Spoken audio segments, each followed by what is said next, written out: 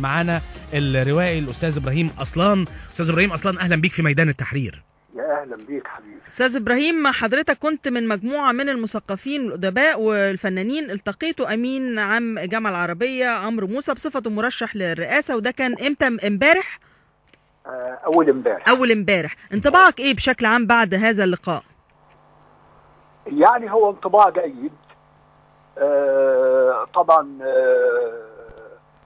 الأمين العام أو الأمين العام شبه السابق يعني لجامعة الدول العربية بيتمتع بخبرة كبيرة في الشأن السياسي سواء الخارجي أو الداخلي، وهو استعرض رؤيته لمجمل المشكلات اللي بتعيشها مصر وتصوراته لمجموعة من الحلول يعني.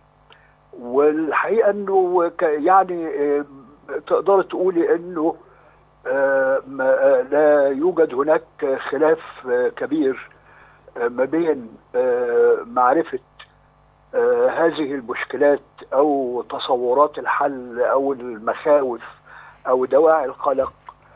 كل هذه المشاعر يعني تكاد تكون او يكاد يكون معظم الناس المشغولين يعني بالبلد وهمومها معظمهم يكادوا يكونوا متوافقين عليها. يعني هو ما فيش خلافات كبيرة ما بين هؤلاء الناس حتى وما بين معظم الأفكار اللي بتطرح في الشارع. استاذ ابراهيم، يعني يعني اولا كان ده ضمن ايه؟ يعني ضمن مثلا حديث السيد عمرو موسى، كان خلينا نقول اللقاء الاول حتى في صحفيا مش واضح المساله. هل ضمن مثلا انه بيتكلم بياخد الاراء بيستشف ده بعد اعلانه عن الترشح لرئاسه الجمهوريه؟ يعني ضمن، مش هقول ضمن حملته، ولكن ضمن خطواته فيما بعد الترشح لرئاسه الجمهوريه. هو يعني اولا اللقاء دعي اليه مجموعه محدوده من يعني الكتاب والادباء والمشتغلين بالشأن السينمائي. يعني العدد كان بيتراوح ما بين 20 و 25 مدعو، وزي ما قلت هو كان في ما يشبه الاعلان الرسمي لترشحه للرئاسة. طبعا هو اتكلم والناس كل تحدث عن يعني ما يرجوه. هو ما ذكر انه هو كان بيستمع اكثر ما يتحدث، يعني كان بيستمع الى الاستفسارات. ايه اهم الاستفسارات اللي طرحت؟ يعني هو الحقيقة ما فيش استفسارات قوي. هو كانت يعني هو قال طبعا كلمة في البداية، وبعدين كل من الحاضرين قال ما يعني تحدث عما يتراءى لي. وزي ما قلت هي مجموعة من التحفظات حول بعض الأشياء، مثل محاولة أو مثل يعني العزم على إجراء انتخابات قريبة، والكل يكاد يكون متفق على ان المدة المتاحة غير كافية. وهو اتفق مع النقطة دي؟ طبعا. لانه يعني الواقع الاجتماعي يعني لم تتبدى اتجاهاته بشكل جيد، وفي مخاوف ان في كتل قليلة جدا هي اللي جاهزة يعني للفوز بانتخابات مجلس الشعب. هو ايضا اتفق مع يعني رفض التعديلات الدستورية، واتفق مع المطالبة بدستور جديد. يعني كلنا كنا يعني مجمعين على هذا الرأي. زي ما قلت لحضرتك ان مجمل الافكار اللي طرحت كان في ما يشبه التوافق عليها. طبعا كان في يعني بعض اقتراحات. يعني البعض اقترح ان على الامين العام انه يبدا يمارس مهامه في الشارع، يعني يلتقي بالجماهير اكتر يعني. ايوه، وتبقى في نوع من الممارسه الملموسه لدى الناس يعني لدى جموع الشعب واشياء من هذا القبيل. هل تحدث في السياسه الخارجيه يعني عن آرائه المستقبليه، يعني مثلا علاقتنا بايران، علاقتنا باسرائيل؟ هو ما اتكلمش عن دول، لكن كان في استفسار من احد الحضور، اظن انه يمكن الدكتور محمد بدوي، كان بيسأله عن رأيه في الأوضاع، عن الأوضاع في ليبيا يعني. أيوة. هو طبعا متعاطف بشدة مع الثوار، وكان في توقع أن يبقى في موقف أكثر يعني حسما من الجامعة، وهو اتكلم حوالين الجهود اللي بتتم في هذا الإطار. ده يمكن الشأن الخارجي الوحيد اللي تطرقنا له في اثناء الاجتماع يعني. استاذ ابراهيم اصلان، هتروح في مشاركتك على الاستفتاء على التعديلات الدستوريه، هتقول نعم ولا هتقول لا؟ لا، انا مش موافق الحقيقه. مش موافق؟ انت طالب تغيير دستوري كامل؟ يعني هو الاقتراح اللي بيرددوه مجموعه كبيره من الاصدقاء، وهو اقتراح بيتوافق ايضا مع ما طرحه الدكتور محمد البرادعي، لابد من إتاحة وقت كافي، عمل مجلس رئاسي، الدعوة إلى مشروع يعني دستوري ينظم الخطوات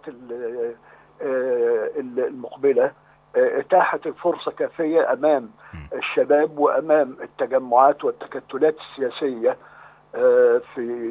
في مصر، يعني انها تكون احزابها، تكون تجمعاتها، ان الحاله تنضج يعني عن كده. ابراهيم اصلا ككاتب وروائي ويعني وانت يعني ارسم لي شخصيه يعني الرئيس القادم لمصر، وانت كانك وانت يعني في روايه من رواياتك، يعني وانت بتعمل عمليه بتعمل كاركترايزيشن لرئيس جمهوريه مصر في المرحله اللي جايه، متخيله عامل ازاي؟ اوصفه لي. رجل بيعمل كذا، احساسه كذا، حسه كذا، تصرفاته كذا، في مجموعه من الجمل القصيره والسريعه. اديني ملامح بغض النظر عن المسميات والاشخاص، من هو رئيس مصر القادم دراميا؟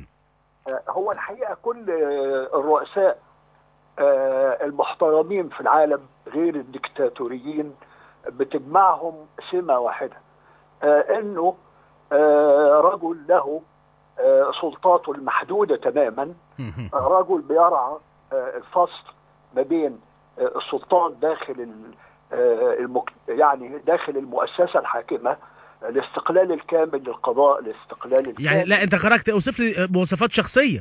لا، شخصيه هو اي مواطن او اي رجل دوله في مكونات قياديه عامه، ودي ممكن تبقى مشتركه في عدد كبير من الناس. انا بشوف انه يعني دوره وظيفي اكثر منه، يعني في ظل استقلال مؤسسات دولة انت ما انتش محتاج غير الشخصية قيادية حقيقية، ورجل بيحترم استقلال هذه المؤسسات الحاكمة.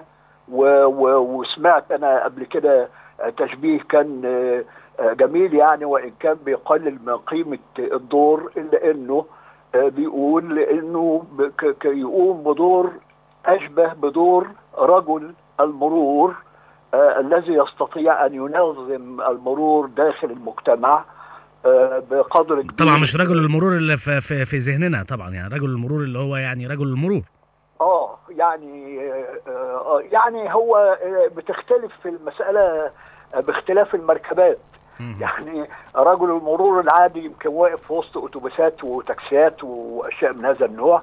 احنا بنقصد رجل المرور الرجل الذي يستقر في مكانه، ينظم العلاقة ما بين مؤسسات المجتمع مع احترامه الكامل لاستقلال هذه المؤسسات وإتاحة المجال والفرصة أمامها أن تقوم بدورها كاملا يعني أستاذ إبراهيم، حد بالمواصفات دي تتخيل أنه يحرك الأحداث دراميا في مصر؟ يعني أنت بتوصف لي يعني رجل هو يلعب دور رجل المرور، أنت اللي رسمت هو ملامح الشخصية، دراميا يقدر في مصر حد بالنوعية دي يحرك الأحداث، ولا ما زالت مصر محتاجة لرجل له كاريزما الناس تبص له وتشوفه، خفة الظل، قدرة على الحديث مع الناس، الكلام عاطفيا، كل ده انت دراميا شايفه انه مش ملوش تأثير؟ وهتقدر انت ككاتب لو دي الشخصية ضمن سيناريو بتكتبه يقدر يبقى محرك للأحداث، ولا هتبقى الشخصية ضعيفة دراميا؟